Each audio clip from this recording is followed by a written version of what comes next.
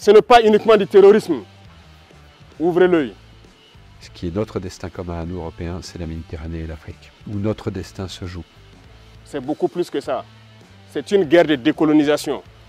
Et donc nous avons en permanence essayé, nous Français, d'entraîner les Européens. Et vous avez dû entendre ces derniers jours certains généraux ailleurs qui ont fait comprendre que s'il faille qu'ils viennent avec leurs armées nous recoloniser, il faut qu'ils viennent. Je pense que cet intérêt commun-là devrait un jour faire que l'Europe se décidera à agir comme une entité politique qui ira défendre elle-même ses intérêts, y compris par le moyen de l'engagement de ses armées.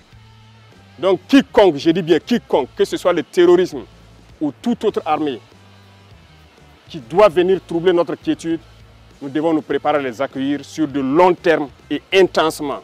Dans une volte-face dramatique, la France se voit expulsée du Sahel, provoquant un cataclysme diplomatique avec le Burkina Faso, le Mali et le Niger. Mais ce n'est que le début d'un feuilleton explosif. C'est dans le cœur vibrant du Sahel qu'un brasier de conflits et de rivalités s'intensifie, menaçant d'embraser toute la région. Des paroles prononcées par des figures militaires de premier plan résonnent comme des avertissements sinistres, évoquant une crise imminente aux conséquences potentiellement dévastatrices. Alors que la France et les nations africaines se trouvent au bord du précipice, un cri d'alarme retentit, appelant à l'action urgente pour préserver la paix et la stabilité dans ces terres fertiles en potentiel. Bienvenue dans le Sahel, où les enjeux sont aussi vastes que les horizons eux-mêmes et où chaque instant compte dans une lutte pour l'avenir de millions de vies. Dans une interview enflammée au journal Le Figaro, le général François Lecointre, ancien chef des armées françaises, sonne le tocsin de l'urgence européenne en Afrique. Cette entre-guerre dont on parle, qui a été le mien, et en particulier à la fin de ma carrière quand j'étais chef d'état-major des armées, nous avons travaillé à essayer de mettre en évidence ces intérêts communs européens. Ce qui est notre destin commun à nous, Européens, c'est la Méditerranée et l'Afrique, où notre destin se joue. Et donc nous avons en permanence essayé, nous Français, d'entraîner les Européens dans cette prise de conscience de la nécessité d'agir collectivement en Afrique et en Méditerranée. Et je suis absolument désolé de voir l'échec de nos engagements au Sahel. Et je pense que de toute façon, nous aurons à nous reposer la question. Parce que nous ne pouvons pas imaginer avoir à nos portes un continent entier qui est en train de s'enfoncer dans la destruction des appareils de gouvernement et des États, s'enfonce dans une forme de chaos, de guerre civile dans beaucoup de pays et de plus en plus de pays, dans des difficultés qui sont liées aux évolutions climatiques, qui sont encore plus dramatiques sur des populations vulnérables comme les populations africaines.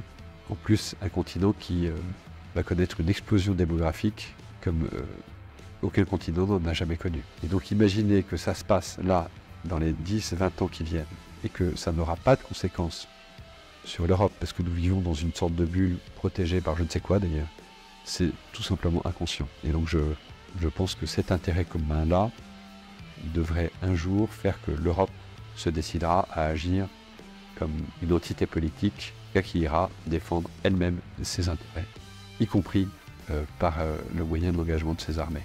L'Europe doit retourner en Afrique pour rétablir l'ordre et favoriser le développement.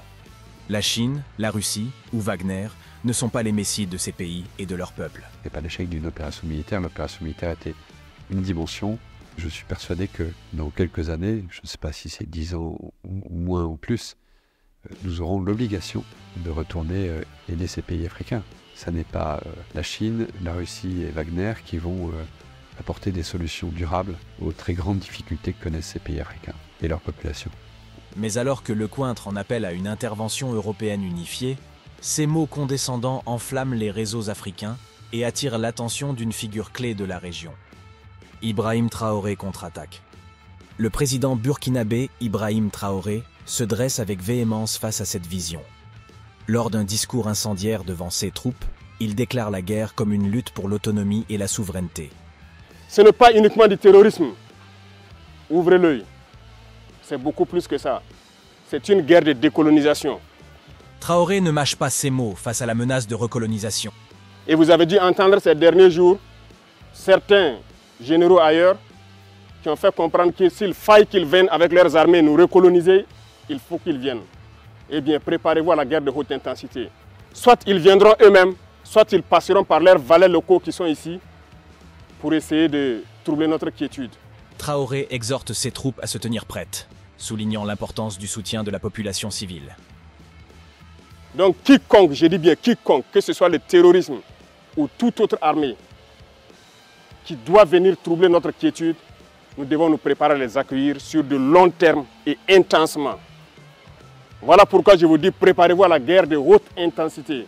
Ce bras de fer entre la France et les pays africains met en lumière les enjeux cruciaux du Sahel, où les ambitions et les stratégies divergent, laissant un avenir incertain et potentiellement explosif pour la région.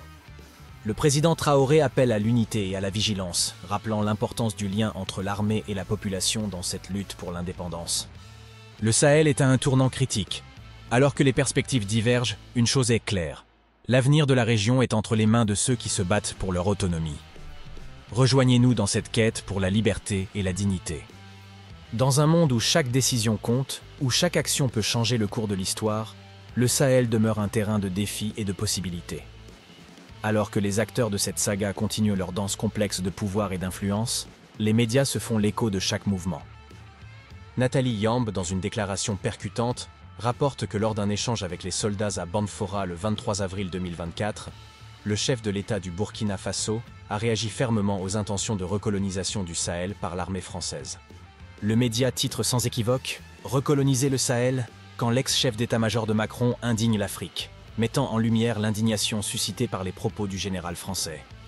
Afrique Média relaie un discours fort du capitaine Ibrahim Traoré au FDS et VDP en réponse au général français, soulignant la détermination des acteurs locaux à défendre leur territoire. Faso 7 TV diffuse les mots percutants du capitaine Ibrahim Traoré aux soldats dans les cascades. Ouvrez l'œil, rappelant l'importance de la vigilance face aux défis qui se dressent devant eux. Dans ce tumulte médiatique, une chose demeure certaine. L'avenir du Sahel sera façonné par ceux qui osent défendre leur autonomie, leur souveraineté et leur dignité. Que la leçon de ces terres résonne au-delà des frontières, nous rappelant que même dans les moments les plus sombres, l'espoir et la résistance persistent. Dans le Sahel, l'histoire continue d'être écrite, avec chaque événement porteur de promesses et de défis à venir. Dans cet univers complexe du Sahel, les mots du général Lacointre résonnent comme un écho menaçant, mettant en lumière la gravité de la situation. Alors que les tensions entre la France et les nations africaines atteignent des sommets inquiétants, il est impératif que nous regardions au-delà des discours diplomatiques et que nous reconnaissions les enjeux véritables. La défense de l'autonomie, de la souveraineté et de la dignité des peuples africains. C'est dans ces moments cruciaux que nous devons nous unir, en tant que peuples africains et amis de l'Afrique, pour rester vigilants et prêts à défendre les terres de nos aïeux.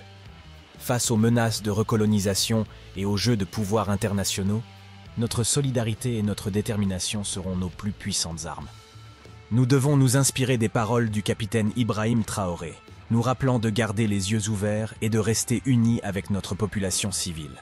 C'est grâce à cette unité et à cette vigilance que nous pourrons résister aux tempêtes qui se profilent à l'horizon et préserver l'avenir du Sahel pour les générations à venir. Dans cette lutte pour la liberté et la dignité, chaque voix compte, chaque action compte. Ensemble, restons debout, prêts à défendre nos terres et à construire un avenir où la souveraineté et la justice prévalent. Comment voyez-vous l'évolution des relations entre la France et le Burkina Faso?